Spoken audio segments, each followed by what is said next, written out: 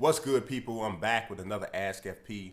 Been a rough week, to be honest. Had the flu, man, and just as I was getting over the flu, took my son to basketball practice. Right, well, I'm assistant coach for this team. Man, they are running wind sprints, right? And I could have swore I warmed up and everything. So I'm showing them I'm faster than they are, right? So I kick it into my little high gear and I'm beating them all. And you ever hear people say, I heard something pop? Well, I just used to hear people say that all the time, right? But I never myself heard nothing pop until yesterday. I heard something pop. Hamstring went pop, pop, pop, pop, pow, pow, pow, pow, pow, that's all, right? And I'm like, oh man. So I'm pretty sure I didn't tear it. I'm pretty sure it's just a strain or a pull because I'm able to walk even though I'm limping a little bit. It's tight and sore, but I think I'll be all right in a week or so. But yeah, so there we go. It's been a rough week. So we skipped last week's Ask FP, and so now we kind of combining them here. I couldn't put every question in. Of course, you guys know some of them got a little bit outdated and that sort of thing, but here we go. We're going to go with the question of the week this week, and it comes from I only follow FP. Now, I appreciate that. I appreciate it, man. You know, because I even check his Twitter following. He only followed me, and that's awesome.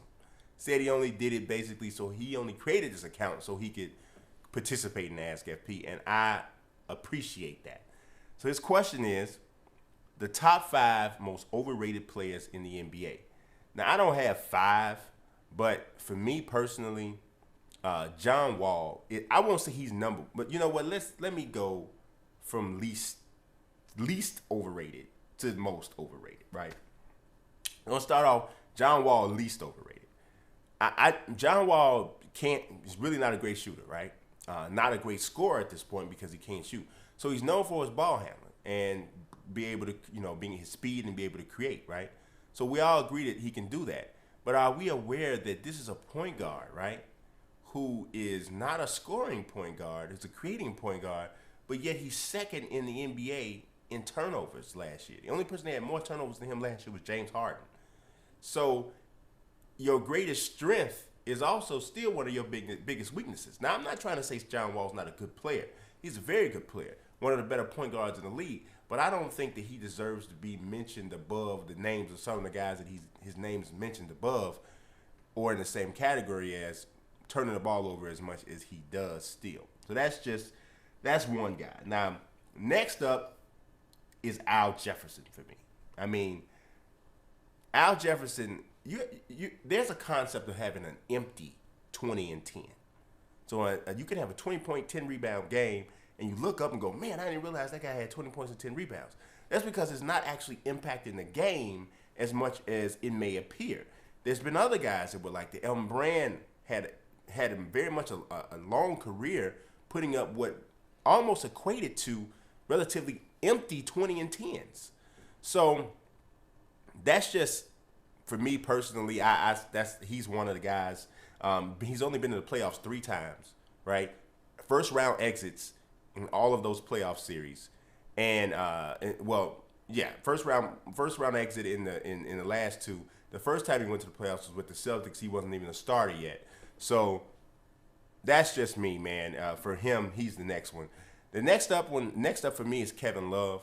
I think Kevin Love falls into a similar category as Al Jefferson. Before this past year, he'd never even been to the playoffs. But yeah, we were talking about him as this guy who was the key piece from a free agency standpoint to, turn teams' whole entire situation around. So I don't think that he's that type of player at all. I think he's a good power forward.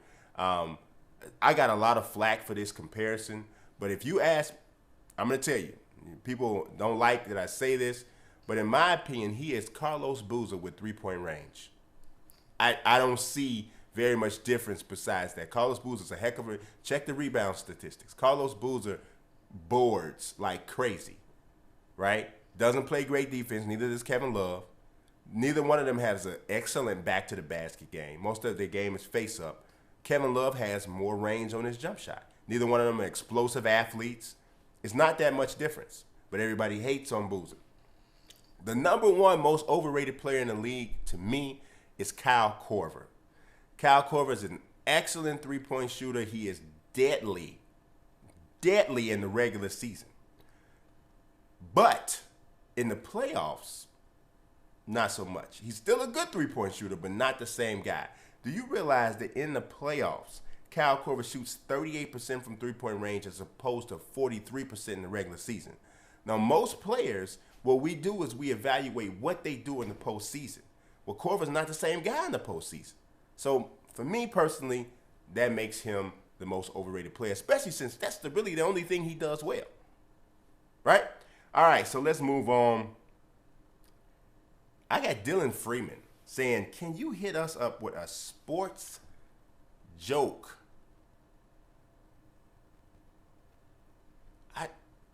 You know what? I kept this here, Dylan, because I was hoping that something would come to me in between. Because, things come to me like this sometimes. They come to me like that.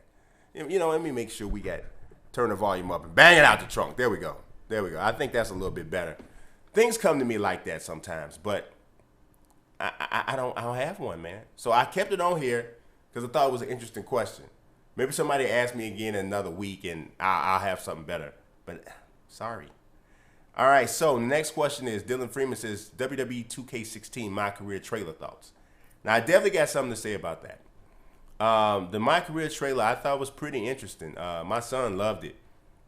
He was very excited about the run-ins, the different paths that you can take to try to make it to the WWE Hall of Fame. The whole thing about your standing with the authority I thought was pretty good.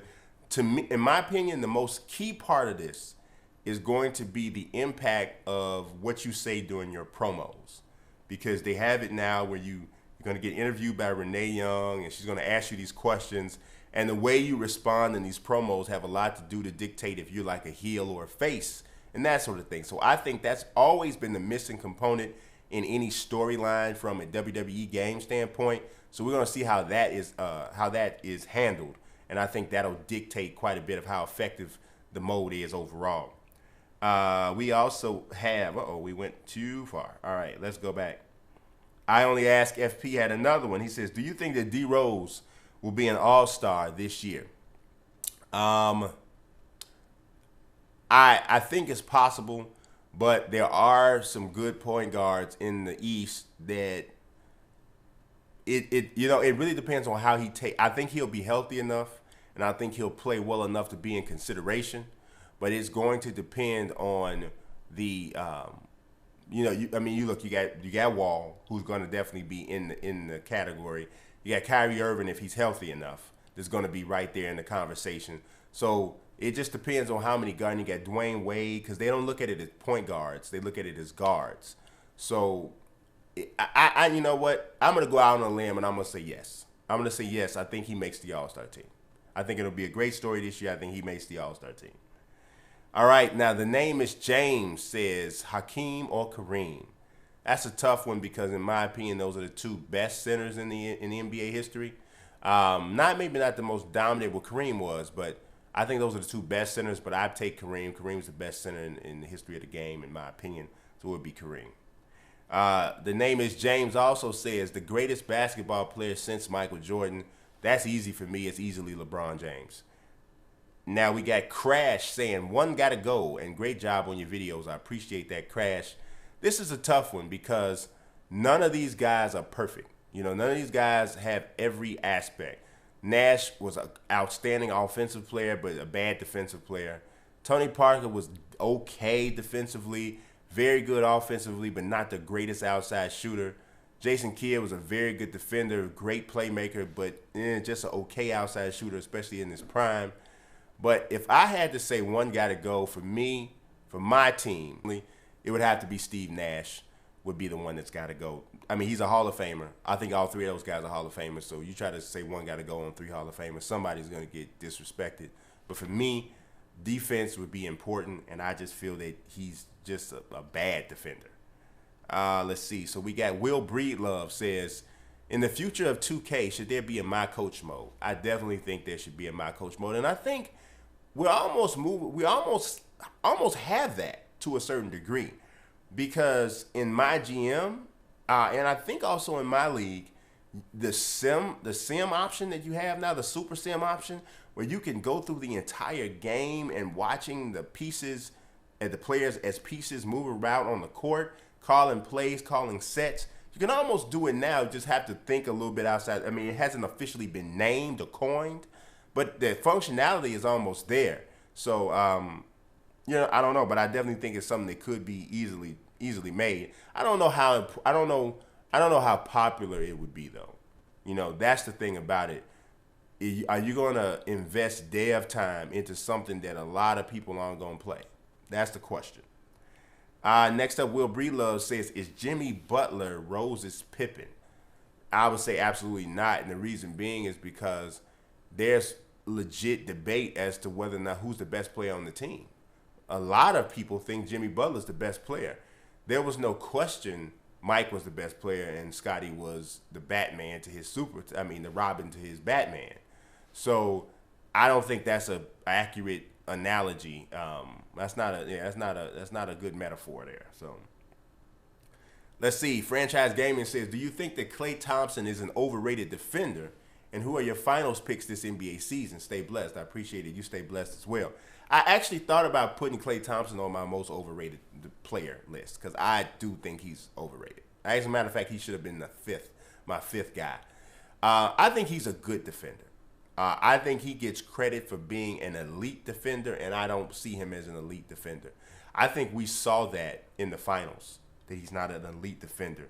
When he was matched up with LeBron, all hell broke loose. You had to have Iggy on him, who is way more of an elite defender than Klay Thompson.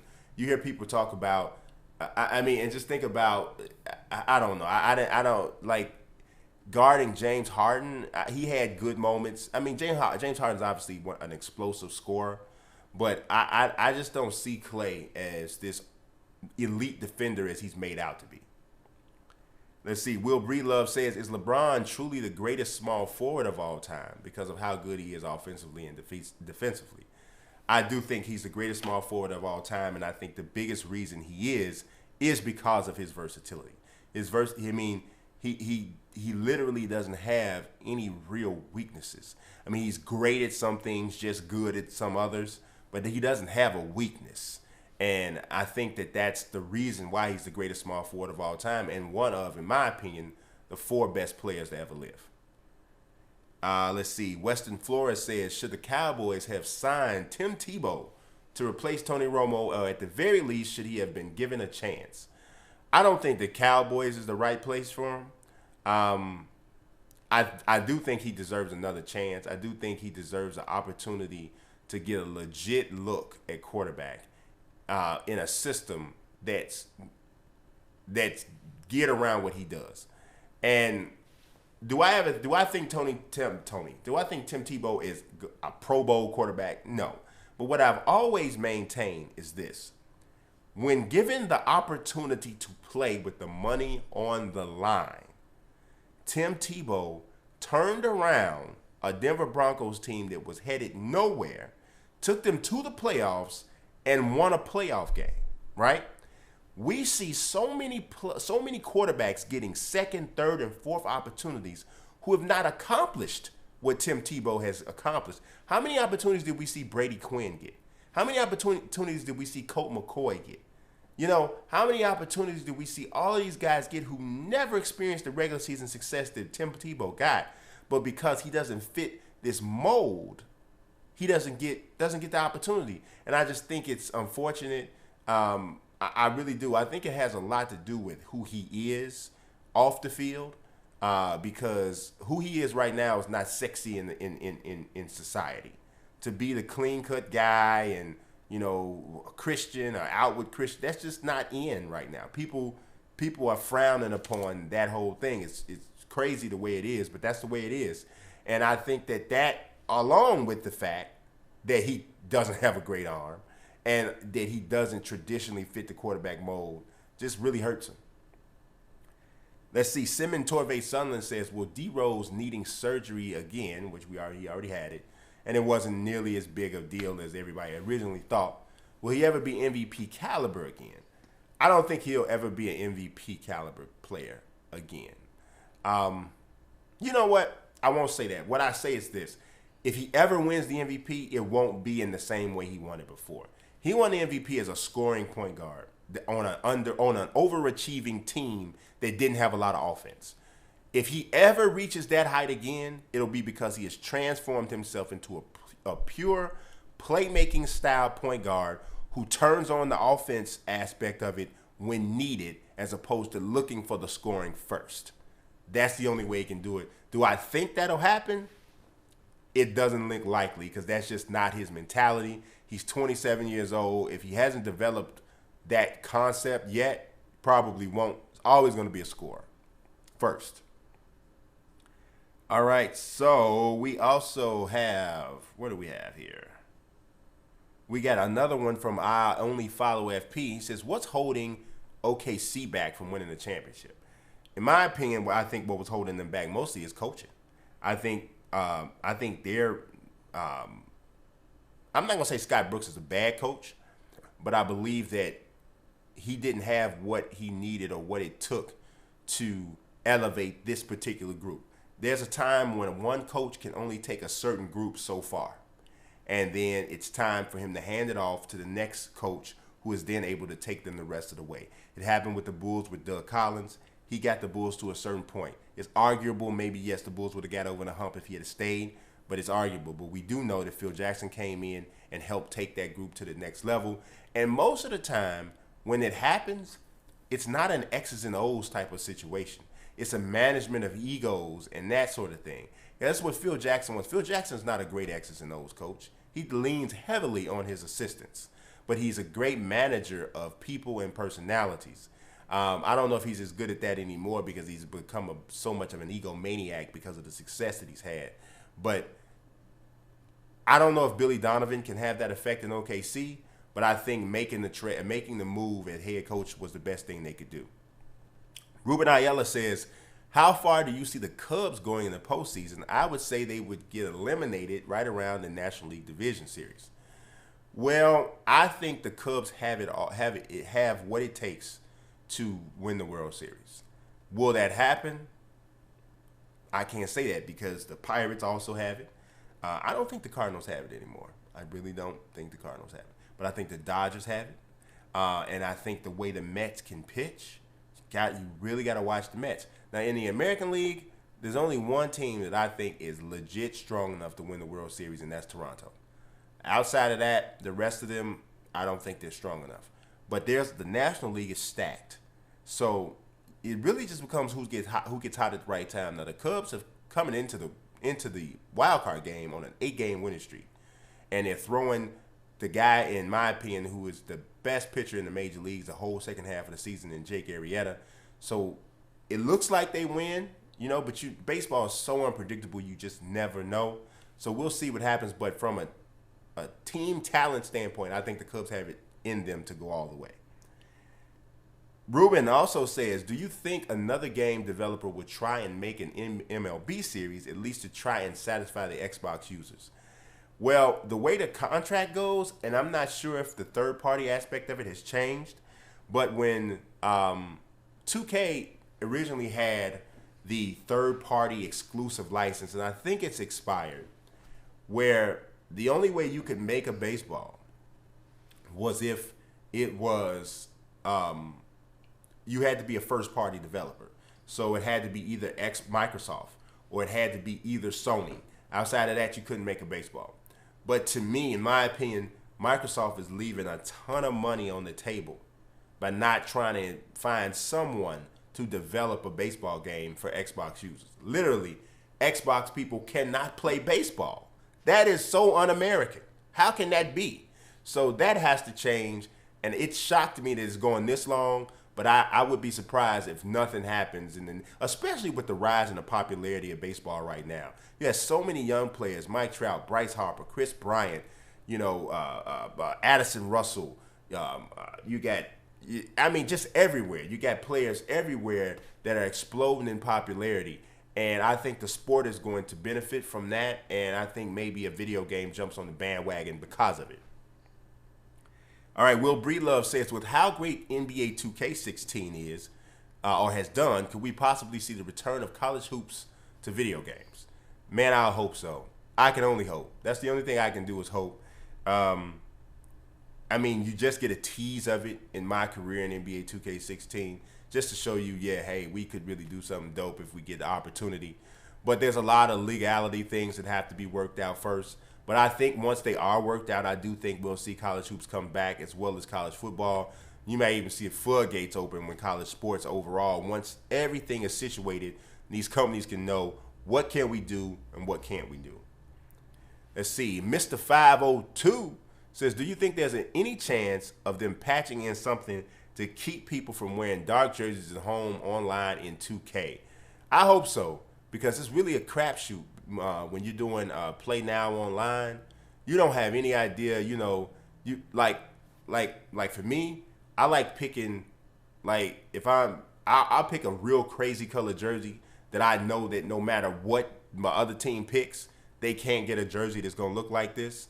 You know what I mean? So like if I play with the Clippers, I pick their old orange Buffalo Braves jerseys or whatever color, orangish brownish Buffalo Braves jersey, because I know there's nobody that has a jersey that color, you know, or something like that. Or if I pick the Bulls, I might pick the St. Patrick's Day jerseys, you know, something like that. Or I mean, usually you get a chance to see who they're playing as, so you kind of know which colors to match it up with.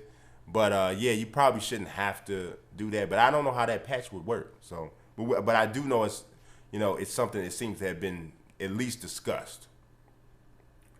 All right, Will Breedlove says, with the exception of Michael Carter Williams, Nerlens Noel, Victor Oladipo, was the 2013 NBA draft one of the worst drafts ever? I mean, definitely. You'd have to say it definitely is. I mean, as good as Michael Carter Williams is, if that's the best player that came out of your draft, you pretty much know that's pretty much a relatively weak draft. Because he's a good player. He's a good player. But he's not the kind of guy who you look back and say, oh, yeah, that was the Michael Carter Williams draft. That's not going to be very memorable. Lance Roberson says, do you skip cutscenes like me? No, I never skip. In my career, to me, that's the whole point. There's no way in the world I'm going to skip a cutscene in my career. I mean, that's like, it's like playing a single-player campaign and skipping the cutscenes in there. I mean, I guess some people do that, but I'm in it for the story as much as I am for the gameplay. If I just wanted to play the game, then I would just do my league or my GM. You know what I'm saying? So, no, I don't skip them. Jovan Radovanovic says, how good of a player do you think that Drazen Petrovic would be if he was still around? Well, if he was still around, he'd still probably be retired, but of course, his career and life ended tragically in a car accident. But I think that Drazen was already at his peak as a pure shooter, and you know, when unfortunately he passed away. So I think he had probably 3 to 4 more years of averaging over 20 a game. That Nets team, he was the heart and soul of that Nets team, and when he passed and left, that nothing was the same, because they were a really good young team with him, Kenny Anderson, and Derek Coleman. They had Chuck Daly as the head coach. They had some good things going, but when he passed away, that was like the heart of the team was gone. So, yeah, he had an opportunity to have a really good career as one of the best pure shooters in the game at the time. Trevor Allen with the last question says, thoughts on the idea of WrestleMania being at the Tokyo Dome? You know what? I think it's a great idea. And you know what I also think? I think that the Japanese fans will put the American fans to shame and show you how you're supposed to enjoy a wrestling event. Nowadays, man, the American crowds are so full of themselves, and they are so bent on trying to be the story as opposed to letting the performance take place in the ring, that, I mean, you got guys trying to do their promos. People won't let them do it because they're yelling, they're chanting stupid stuff out. It's like going to a play. I mean, because obviously wrestling is like it's like a violent opera, right? It's like going to a play and you got the performers there on stage trying to say their lines, and you're yelling stuff from other plays that they've done. So Bray Wyatt's doing his promo and somebody's yelling Husky Harris. Do you want to be entertained? I mean, really? See, in Japan and in other countries, they don't do that. If you listen and watch, turn on New Japan Pro Wrestling, turn on watch the WWE when they go to other countries, and listen to the way that the fans react. Totally different from what you get from American crowds, and you'll hear even some WWE superstars talking about how much they appreciate the fans overseas. It's crazy, but I think it would be a great idea, and I think for people at home, I believe that WrestleMania in Tokyo Dome would be an excellent experience. And hopefully it'll shame some of the American fans into handling themselves better when they get the opportunity to go see these big shows. But that's it for me. I am clearing my favorites. I appreciate you watching. I appreciate you guys sticking with me for through the off week. God bless. Like this video, please. I don't say that enough. I really want you guys to like the video. It helps for other people to be able to see it, include more people in askfp, and also it helps me out as well. So I appreciate you guys watching. God bless. Peace.